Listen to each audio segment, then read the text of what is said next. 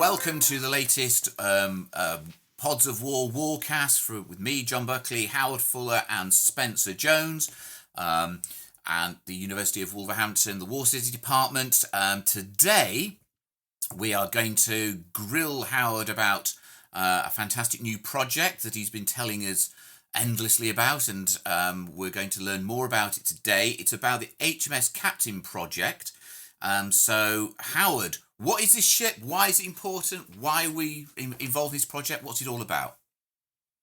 Okay, hi. Thanks, John. All right. Well, I'm a reader in war studies at the University of Wolverhampton, and my last research monograph was focused around this ship, HMS Captain, which was an experimental capital ship of the mid-19th century. It was launched in 1869, and within a year, it capsized in a storm off Cape Finisterre, Spain, taking down nearly 500 men, the entire ship's crew, with only 18 guys managing to scramble into a lifeboat and row for their lives throughout the night in a storm before they reached the shore. The designer of the ship himself, Captain Cowper Phipps Coles, just like the designer of the Titanic, went down with his own ship. The son of the First Lord of the Admiralty also went down on the ship. Several other cabinet notables in Gladstone's government went down with the ship. It was a major catastrophe. It's actually the worst Royal Navy disaster of the entire 19th century. Other ships had gone down, but not like this one. And because it was also a government ship, funded by taxes and the rest, it was considered to be, at the time, the most powerful warship in the world in terms of armament, armor protection, strategic range, speed, all these sort of boxes it was ticking. That a ship like that would just sink was unheard of.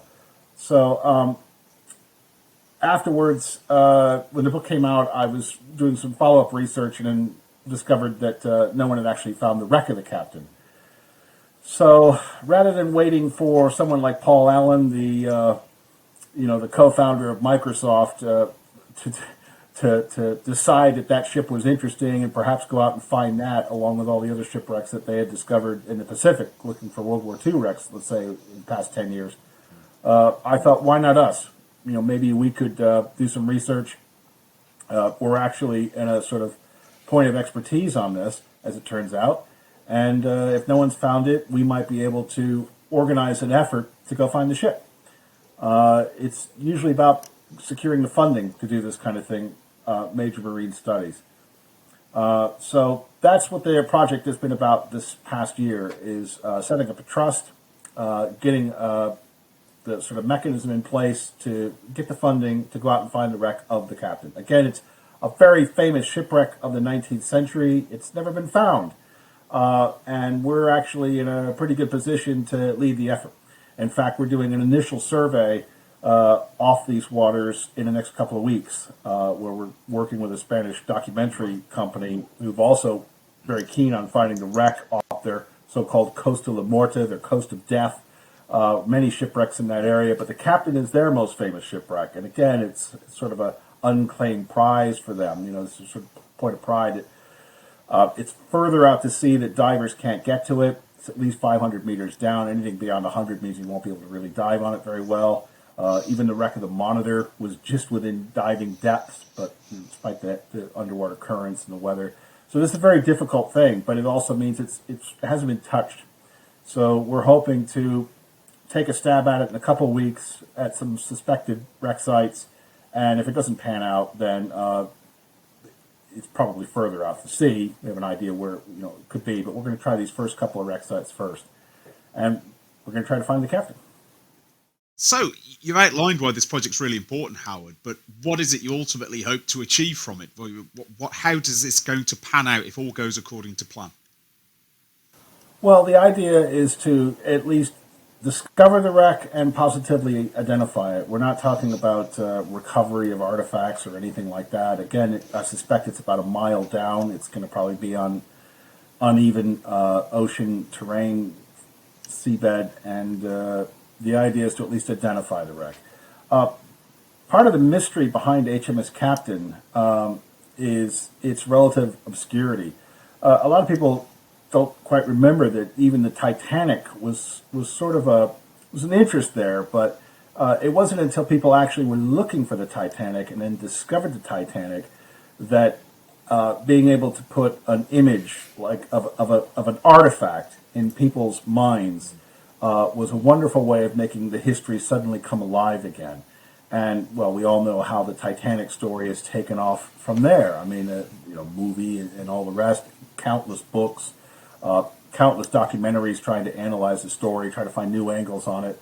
But turning it into a wider expose of not just the Titanic and shipbuilding at the time, but also the entire period, sort of window into the Edwardian era. And the Captain is very much the same. By finding an artifact like this, you can capture people's imagination like never before. As compelling as my book is, as affordable as my book is, Naturally. There's nothing like actually seeing a shipwreck. And that certainly, I think we saw play out in March when they found Shackleton's Endurance, which again we always knew it was there. People were always sort of looking for it. This is sort of lost artifact. People have been hunting for it. So when it was finally found, it was international headline news, and I'm sure a lot of people were saying to themselves, I kind of knew about the ship, but now that I see it, I want to know more. There's something compelling about it. It's not just in the Captain's case, it's not just a mass gravesite, because most of the crew were trapped below deck when it rolled over and sank within minutes.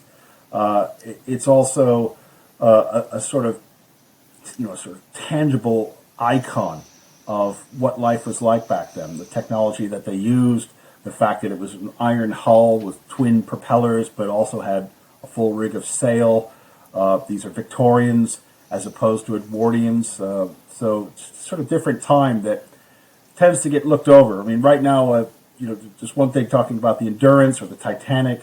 There's been focus recently on the recently announced discovery of the wreck of the Gloucester, so even 17th century sort of window into the past.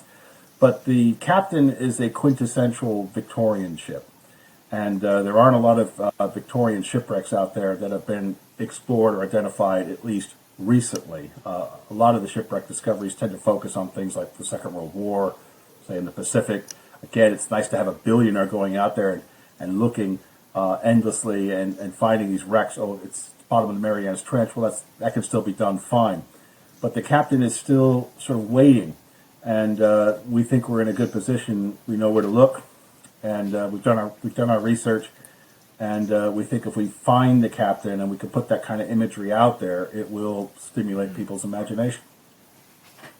So do you think you're going to get those kind of pictures, iconic pictures of, we remember the Titanic with the bottles of champagne bobbing around on the bottom of the ocean and so on? You're going to get that kind of thing with this, do you think? Possibly. The Titanic is about just over 2 miles down in the North Atlantic. We're talking about something that's about 20 miles off the coast of Spain, about a mile down, would be my guess. The seafloor is probably going to be a little bit rough.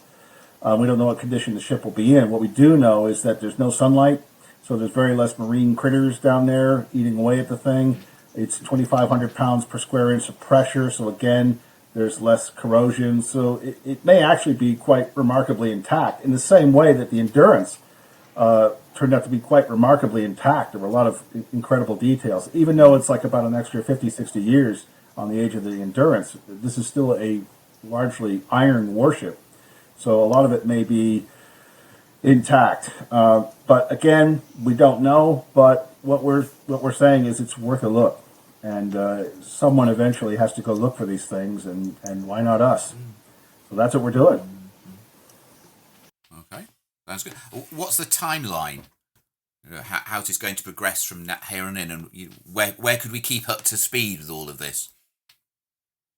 Well, we have got a website that's associated with the project at the university. We'll put that on the bottom of the screen. If you basically Google find the Captain Wolverhampton or HMS Captain Wolverhampton, you'll come across the site, and we'll be updating the site as we go along with the latest developments of what we're doing, expeditions, public talks, and the like. We are doing an initial survey in the next few weeks. There's possibility we might find the captain right then and there. Somehow I doubt it, but there are a lot of local Galician fishermen have been snagging on a couple particular things that they swear is the captain. It must be the captain. So we're going to check those out first. They're kind of the easiest places to look, so we'll tick that box first by process of elimination. And even if it's not the captain, if it's some other wreck, well, then we found some other wreck whose story needs to be told. That's another researcher's project. And at any rate, it narrows our search window for the next season, because you can only search in these kinds of waters anytime between, say, May and July, May and August at the outside, before it just becomes, you've lost your season. So there is a sort of narrow window to look at this kind of thing. And it is probably going to be about a mile down. So again, you need a big ship, big crew, best equipment. So the idea is that whatever doesn't happen as a result of this initial survey, we continue fundraising, patronage, support, get some contributors. The more people who are involved in this, the better. This is a public trust. It's the university is hosting it as a public charity exempt by status. So the more people that are involved in finding this iconic national Victorian ship, the better our chances of fulfilling our goal here. And the idea would be to go out next summer and do a series of scans that culminate in an ROV sweep that finds the captain. Hopefully. Naval warfare is a fundamental part of the Water Degree Programme here at the University of Wolverhampton. We explore it in many areas, modules, First and Second World War, 19th century. We have specialists in the area. We explore aspects of technology, tactics, operations, and the integration of all of that in the flow of history. If you want to know more, click the links in the description.